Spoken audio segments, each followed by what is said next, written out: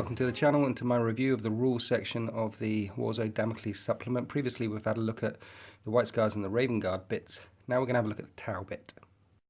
A couple of quick things before we start. I don't play Tau, I'm not going to play Tau, but I do fight against them quite routinely because the guy who plays Dark Eldar on the channel, you've seen him and his purple Dark Eldar army quite frequently. Plays Tau. He's rapidly painting up some Tau miniatures right now so we can get some Tau stuff on the channel. And I sat down with him and did a 2-hour review of the new Tau book, and it killed my computer. It was so long, so heavy. So I'm going through it again rather quickly just to give you some idea of my impressions of the rules. So at the back of the book you get this Tau Empire bit, and it shows you the new hunter contingent and all the new formations and old formations. Anything from this book that has changed, that has been tweaked, that has been edited is in this book. Things missing from this book, for example, are XV88s and Riptides. They're not in here. If you want to get the rules for those models, either you're going to have the old book or get the updated version of this book from Games Workshop. I think this is the first time Games Workshop has done something like this. There's large portions of the old Tau codex that are untouched, and yeah, if you are a Tau player, get the new codex, because you've got this breakdown section in this book breaking down all the weapon profiles. In the back of this book there's nothing like that. So all the new weapon profiles for the Stormsurges, Ghostkeels are on these individual pages here. It's going to be a bit tricky to cross-reference both if you're a Tau player. But if you're a Tau player, the new codex doesn't have the rules for the Tidewall shield line, and the drone ports gun rigs doesn't have the Tidewall in it. You're going to need this book or the White Dwarf for these rules, or I believe the rules are actually in the box set. The big box set at this time. I don't know if they're going to keep up doing that. We shall see. So before I jump into the hunter contingent, let's just have a flick through some of these North formations here. Here's the new commander model. The only real change that he's had is the new XV86 Cold Star battlesuit, which means he can become a flyer. He can fly, flying monstrous creature. Of course, if he gets shot and takes a grounded test, that's a strength 9 AP2 hit. On a 2, he will be insta-killed. So you're going to want to give him a shield drone, so he gets a 4+ invulnerable save if you intend to fly him around the sky, or iridium armor, so he's toughness 5, so he won't be insta-killed by the strength 9 grounding test. Why on earth would you want to fly a commander? Well, you probably use him as jump infantry, moving around normally. If flyers come on, potentially he could jump up, turn and shoot flyers in the butt with his new weaponry. The flying suit is 60 points. It comes with a high output burst cannon, which is strength, I forget burst cannon, but it's 6 shots twin linked, and a missile pod. So him jumping up in the air is quite fluffy actually. Imagine this flyer zip zapping all over the place, and suddenly he jumps up, turns, bam, shoots the flyers, falls back down again. If you take him as a flying monstrous creature, he doesn't get fear, smash or vector strike. It only really gives him the increased mobility, the ability to jump up and shoot flyers at ballistic skill 5, remember, hitting flyers on 2, and it also gives him the ability to move off into ongoing reserves, as flying monstrous creatures can do. So if he's on 1 wound left and you want to keep him alive, he can shoot off. He won't be able to take any of his suits with him because he's a flying monstrous creature and they're not. It's an interesting little thing. I'm sure there's some tactics, some finer ways of playing him. And I do like this new suit, it looks very pretty. The ethereal, the only change to the ethereal is he comes with this hover drone board now, which he can move like a jump infantry. Strike team. Strike teams are exactly the same. Well, 2 changes. One is they come in units of 5 to 12 now, not 6 to 12. And 2, they can come in with these missile systems, which can have an SMS or a missile pod. Previously, your fire warrior teams only had the guns, only had their pulse carbines or whatever they're called. Pulse rifles, you couldn't give them a special weapon like you can with the Eldar, a lance battery, or Space Marines, a missile launcher las cannon in a squad of tacticals. You couldn't do that before, but now you can. You bring these guys along. They disappear if the enemy gets within 2 inches of them. If they're immobile, if the team moves on, another one drops out the sky and joins the team. They're basically there for modelling purposes, line of sight and range purposes. I like the fluff behind them. Imagine orca dropships floating over the battlefield very, very high up. These guys run along, they call in a pod, it drops down beside them, shoots. They move off, it self-destructs. They call in another one when they get to another static position. 10 points to add an SMS or a missile pod. 2 unit strike teams. Nice. Breacher teams. These guys have got Assault 2 shotguns that get more powerful the closer up you are. So if you're within 5 inches, they're Strength 6 AP3, which is brutal, but only 5-inch range. Then the range drops down and drops down and drops down. People online have talked about chucking these back in the back of a devilfish. So you've got a devil shipfish shooting up in maybe turn 1, jinking with disruption pods on it. Again, it's 3+ jink. As the enemy pound the devilfish, then turn 2, these things move in 6, swinging round. The breacher team get out the back and shotgun the hell out of a squad of bad guys. I think that's perhaps the only viable way to bring a squad of breachers, but that devilfish squad of 10 will cost you 170 points, a Riptide's 180. So what do you want? Do you want 2 squads of these guys and devilfishes, or do you want 2 Riptides for about the same points? I think maybe you could keep these at the back as well, suppression, keep them at the back hiding out of line of sight behind a ruin or behind some big rock formation, and when the enemy comes in close you could use them as a counterpunch unit, but you want them very, very close to the enemy. So the best way to use them would be to shove them in devilfish. If you're going with a playstyle where you bring lots of bodies on the table, a couple of units of these, couple of units of these, then fair enough. If you're going for a playstyle where you want as many crisis suits and riptides as you can, you're probably not going to bring these at all. No change really that I can see to the crisis suits or the crisis bodyguards, except for the fact that they can come in really, really, really big squads. I think beforehand maximum squads of 3, now they come in maximum squads of 9. That's one hell of a point sink, because remember, this points cost is without any weaponry on them. As soon as you start adding guns, fusion, and your plasma, they start getting quite pricey. But beforehand, if you wanted big squads of crisis teams, you had to bring along Farsight, because he was the only way you could max it over 3. Now you could bring potentially 2 squads of 5, or a squad of 1, a squad of 1, a squad of 1, a squad of 5 crisis suits. It allows the tower commanders to have more ways of picking their army, more ways of fielding their army, and we like that sort of thing. Choice is a good thing. Then we come on to the new hotness, the Ghostkeel battlesuits. Relatively nice points cost. He's toughness 5, 4 wounds with a 3+ save, and so long as he's got a drone with him, he's basically getting a 2+ cover save all the time. This guy comes with 2 types of loadouts. You can give him the burst cannon, anti-horde type loadout, or you can leave him with this big gun on here, the fusion collider and the twin link fusion blasters at the top. This turns him into an 18-inch range 2-shot daddy. This is a blast melter, and these are melters, 2 shots, AP1. Or like I say, you can strip these weapons away and give them lots of shots, 24-inch range, and make him a bit more anti-horde. So he's big, he's tough, he gets a 2+ cover save in the open. He's a monstrous creature with 3 attack space. Yes, a crappy weapon skill, but he is a monstrous creature, so it's going to be AP2 if he punches you. 2 of these in a unit will be 8 AP2 attacks on the charge if he has to get into close combat. It's quite frightening, and points for points, I think it's worth it.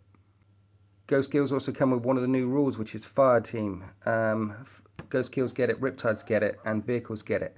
In order to benefit from fire team, you need to have a unit of 3. So a unit of 3 Ghostkeels, so long as there's still 3 in the unit, get +1 ballistic skill. Their ballistic skill goes up to 4. 3 Riptides in a unit for +1 ballistic skill. Why would you bring 3 Riptides in a unit? 3 Hammerheads in a unit, ballistic skill 4. Chuck Longstrike in the tank, he's on ballistic skill 5. That's fire team. I can see 3 units of Ghostkeels for that +1 ballistic skill moving around with 6 18-inch range, strength 8, AP1, shots coming out of them, 3 blasts, 3 of these. That would be quite a deadly unit. Jumping forward, suppressing, jumping back with their jump packs, with their jetpacks. But would that be better than having 3 separate units of Ghostkeels? Not sure, I'll have to see how it plays. The other little rule that they've got, which is quite nice, is this hollow photon countermeasures here. Once per game, 1 use only, after they have been declared as a target. I'm going to shoot that with a Reaver Battle Titan. You can use this special ability and the enemy has to snapfire against them. I'm going to use my Reaver Battle Titan to shoot at that. You say that rule, suddenly my Reaver Battle Titan with its blast D shots can't fire at that because you can't snapfire blast weaponry. The Reaver Battle Titan, 1,500 points is suddenly wasted. 1,500 points of shot suddenly doesn't work. Imagine D-size, the Elder D-size coming in. You can't snap fire flamers either. So they've moved around, they're going to hit that with a ton of Ds. Suddenly you can't snap fire those D flamers on them. Grav Centurions getting it down, they're suddenly in range. Suddenly the Grav Centurions are hitting on 6s. It's a very pokey ability, very powerful. Fortunately, it's only 1 use per game, but I can see it being highly annoying. I like it. Very Tau annoy, right? The Stormsurge is a 360 point, toughness 6, 8 wound, 3+ save gargantuan creature that can come into units of up to 3. 3 of them together over 1,000 points. Not going to happen very often, but maybe we'll see them in units of 2. Toughness 6, 3+ save means missile launchers are going to burn through this armor, but because it's a gargantuan creature, it'll have a 5+ save. But because it's a gargantuan creature, if it keeps its toe in terrain, it'll get a cover save, which is annoying. They have a rule, stabilizing anchors. So long as they stay still after turn 1, they can fire all of their weaponry twice. So there's some very little things on here, such as twin-linked flamer, twin-linked smart missile system. This pulse blast cannon you're probably going to want to swap out, because yes, it fires D 10 inches away, but it's one of those shotgun things, 20 to 30 inches away, strength 9, AP 5, heavy 2, large blast.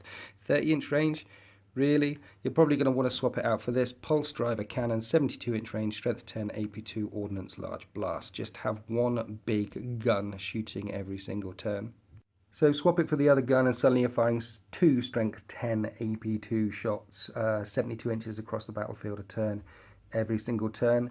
And you're firing this cluster missile system as well, twice. Cluster rocket system, 48-inch range, heavy 4d6. Fire it twice, heavy 8d6. Strength 5, AP 5, brutal. So this is primarily a horde killer with a very, very big gun, but it's not just a horde killer. It has these 4 one-use only, strength 8, AP 1 missiles. And if you fire them using a marker light, they become strength D AP1 missiles. Remember, this is a gargantuan creature. It can fire 1D over there, 1D over there. It's big gun twice at something, and it's 8D6 cluster missiles at a horde of Gribblies that are running towards it over here. It can split fire all over the place. It's big. It's brutal. You'll probably want to get in and assault it as soon as possible, but let's face it, if you're assaulting this thing, which will be right over in the corner of the battlefield, then the Tau player is probably already lost. So the other thing you'll probably want to do is fire as many missiles at it as possible, because it's a 3+ save instead of a 2+ save. It's a little bit more resistant to grav than perhaps a Riptide. The main thing you want to do is not play Eternal War missions. If you're playing Eternal War missions, typically Tau set up at the back of the board and shoot. This thing will be bubble wrapped behind most of the Tau army, and then in turn 3, turn 4, the Tau move up to try and take those objectives later on. That's typically what happens in Eternal War missions, minus the kill point 1 and minus the relic. What you'll want to do is play Maelstrom missions, so if this thing's standing still and you're moving over here and you're moving over there, you're moving over there, it's got things to keep it occupied. You'll also want to play with heavy terrain in the center of the table.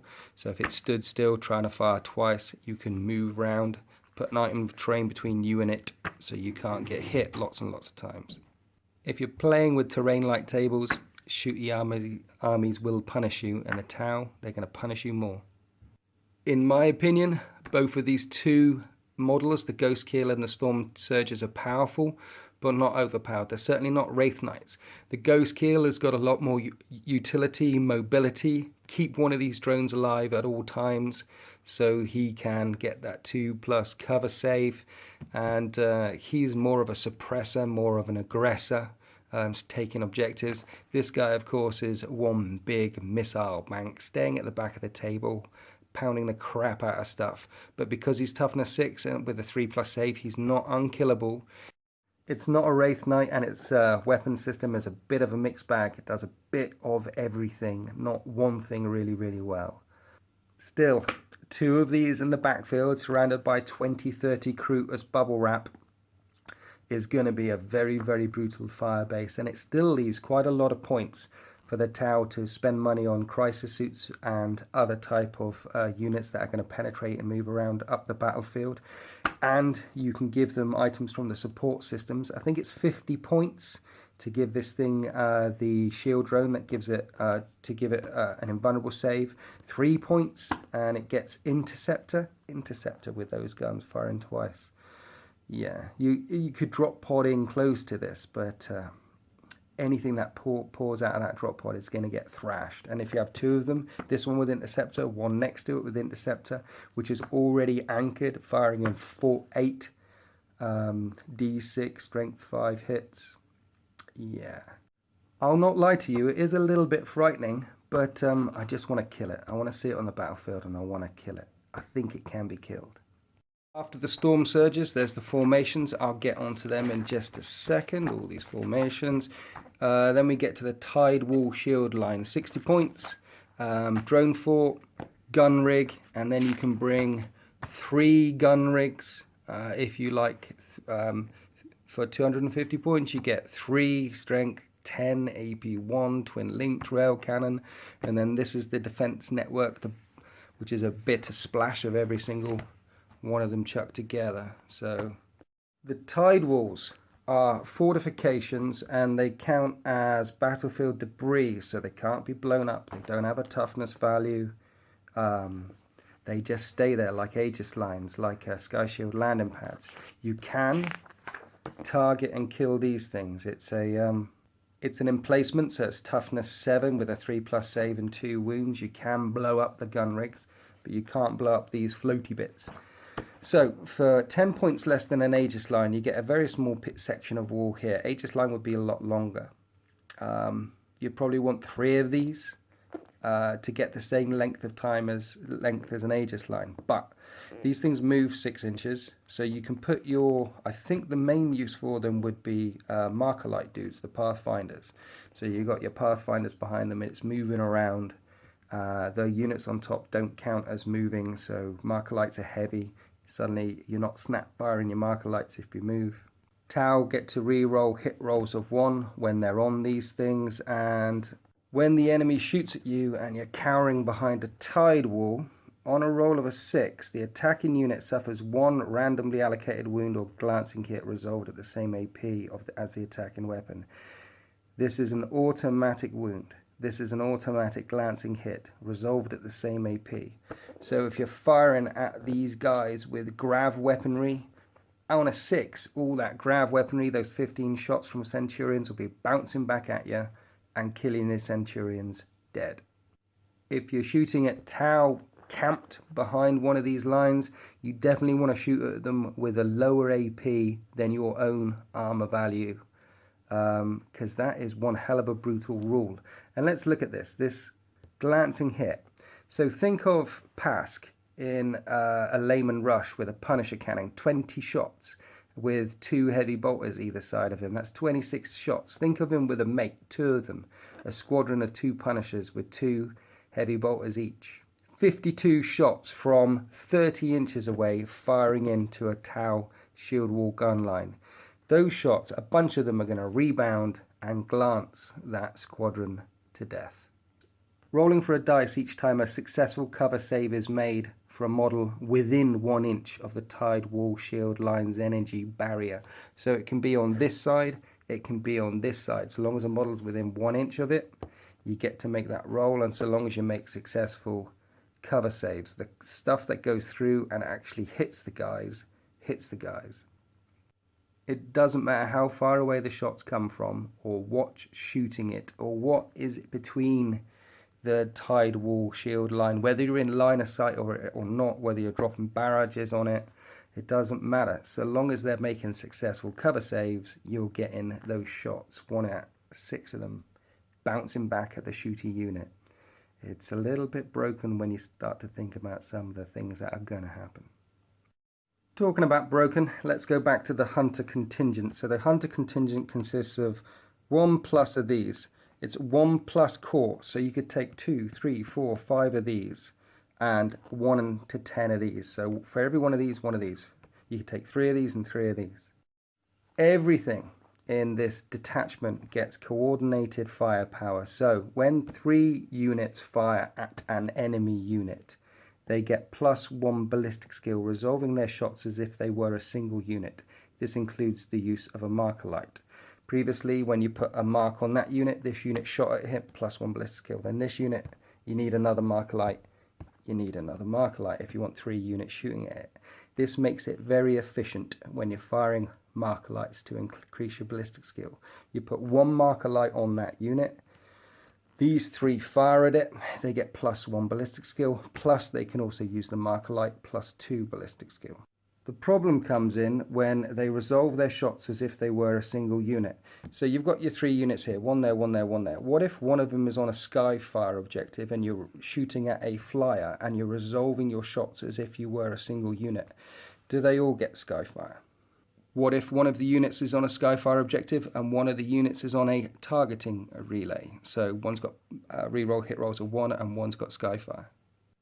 Or chuck a buffmander in there. Buffmander has got twin linked, ignore cover, monster hunter. That guy is firing at that wraith knight, charging towards him with tank hunter, monster hunter, twin linked, ignores cover, blah blah blah. And this unit joins in and this unit joins in and fire at him as well. Do they all get that benefit? What if this unit and this unit have got split fire and they're shooting somewhere else? When you have a buffmander in the unit firing at this, and some of the guys in the buffmander unit have a split fire and are firing at someone else, they keep hold of those benefits when they're suppressing somewhere else. It's a tried and tested tactic, particularly with the far side enclaves where the bomb doesn't scatter when it comes dropping in.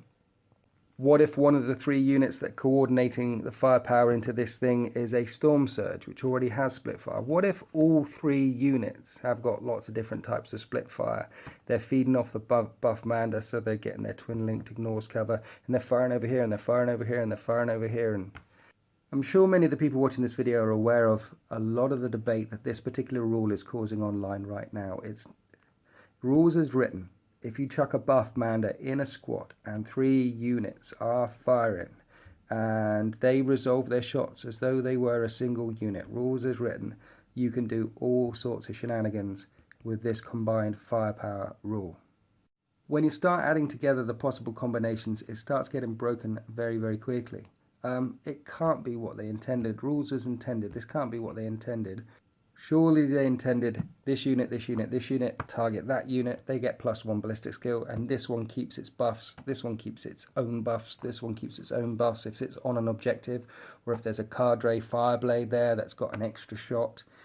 I'm not sure how we're going to rule it, but when you play this, you're going to want to house rule it. If you're going to tournaments, you're going to want to know what the tournament rule for this is, because there are some implications here.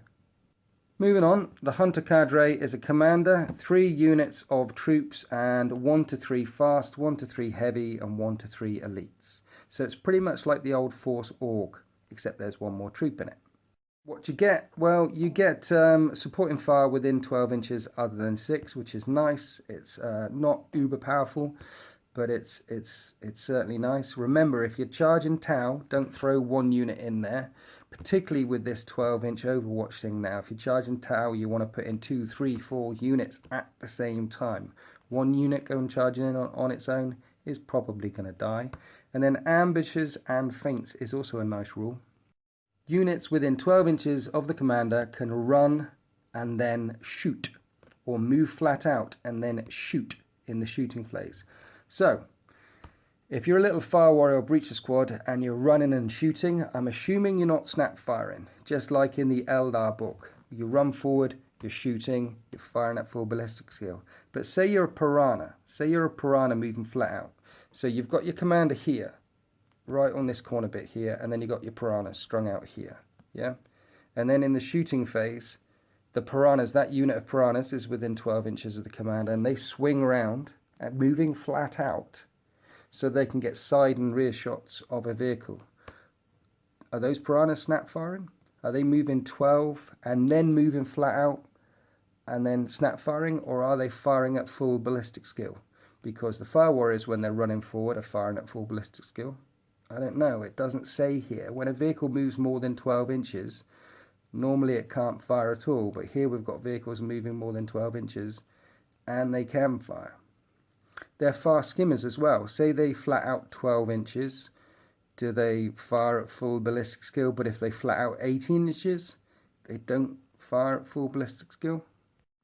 It doesn't say. It just says that they can run or move flat out and then shoot. So what's the ballistic skill of a piranha that's gone flat out 18 inches to get the rear of a vehicle to shoot at it with some fusion guns? What ballistic skill is it firing at? I don't know. You're probably going to want to make a house rule for that one as well. As I say, fire warriors, when they're running and shooting, I'm assuming they're firing at full ballistic skill. Eldar, when they run and shoot, they fire at full ballistic skill. So a piranha that's gone 30 inches in one turn, is it firing at full ballistic skill? Anyway, here's the other formations here. Interestingly enough, drone network. Look, one unit of drone. So you can bring your core and a unit of drones to bring another core and another unit of drones if you want to bring a lot of core stuff. Okay, after the Hunter cadre, we have the retaliation cadre, whatever it is. Anyway, if all units from this formation start in reserve, they can all turn up in turn 2, all of them, using deep strike. Nice. And they all add 1 to their ballistic skill when they arrive by deep strike. And they all have relentless stock. So in here, you've got a commander, 3 XV8s, 1 XV8E8, and a Riptide. So those missile tides, XV8E8 missile tides, which as soon as they moved, those heavy weapons were snap firing, bring the retaliation cadre along, and they've got relentless. They can move and fire those guns at full ballistic skill all the time. You don't have to start all of this formation in reserve. You could have your XV88s and your Riptide on the table, and then drop in your 3 units of crisis battlesuits. And remember, a unit of crisis battlesuit is a minimum of 1, so you can have one guy, or 3 1 guy, or whatever. But you could start these guys on the broadsides and the Riptides on the table for relentless, and then drop in your crisis suits, and they'll have +1 ballistic skill on the turn that they arrive. If you do it that way, they won't auto arrive in turn 2, because this is if all the units from this formation start in the reserve, they auto arrive in turn 2. But that's an option. And again, let's think about minning and maxing. Say you brought ×2 of these, so 2 commanders, 6 times crisis suit teams, each of them 1 each, and then 2 units of broadsides, 2 units of Riptides. You could bring in a lot of suits in turn 2 with +1 ballistic skill. 1 hunter core, 2 of these dropping in turn 2. It's definitely a viable option. It would be very, very pokey. Next formation, the 2 Stormsurges and the Ghostkeel.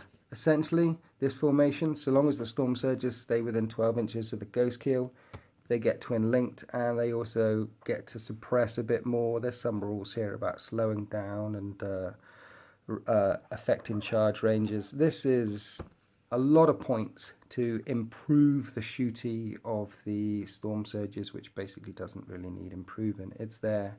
I don't see it being used very much. As well as the infiltration dudes. This is 3 Pathfinder teams, 2 units of stealth suits, and a unit of piranhas. So if you're gonna bring Pathfinders, then you're probably gonna bring this formation. and essentially you get a free seeker missile which you don't need to roll to hit, so long as you get 3 markers on one particular unit in 1 round of shooting. This formation is basically about getting that free seeker missile. You're probably not going to see it very much. They've also got another rule, which is if one of these units dies, anything left in reserve from this formation comes rushing onto the battlefield to help their buddy out. Yeah. Optimized stealth cadre. So we've got a Ghostkeel and 2 units of stealth suits, and this is a very, very nasty formation. Wall of mirrors. At the start of your shooting phase, they can network their stealth fields. So if you do that, the weapons used by the formation's Ghostkeels and any unit of stealth battlesuits in this formation within 6 inches of the Ghostkeel have ignores cover and +1 their ballistic skill. So basically at the start of every single shooting phase, you're saying that the Ghostkeel, regardless of what's happening to stealth teams, you're saying the Ghostkeel is doing its wall of mirrors. At the start of your shooting phase, wall of mirrors. Your Ghostkeel is always getting +1 ballistic skill. Bringing in a unit of 3 for that fire support rule, your Ghostkeel's always getting ballistic skill 5. And your Ghostkeels will always be ignoring cover with all of their shots. That's these fusion shots, remember? They're strength 8 AP1 fusion shots. Remember the little eggmen? If they're within 6 inches of him, they get the ignores cover rule as well, and +1 ballistic skill. If they're dead, he's getting his +1 ballistic skill, ignore cover all the time anyway. What does that mean? Well, Eggmen, 1 out of 3 of them can bring a fusion gun, strength 8, AP1, ignores cover. It means they're Terminator killers. It means anything in cover anywhere is going to die. And all the shots always hit the rear of any vehicle, no matter which way the armor value is facing, no matter which way.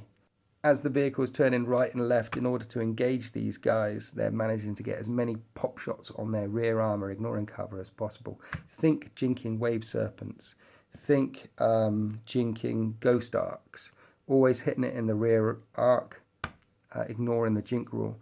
Think about Imperial Knights, hitting that in the rear arc. The shield on the Knights doesn't cover the rear.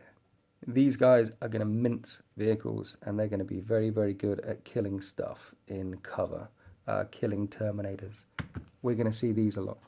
Firebase support is a Riptide and 2 units of XV-88s, and they get Tank Hunters and Monster Hunter if they fire all their shots at one thing.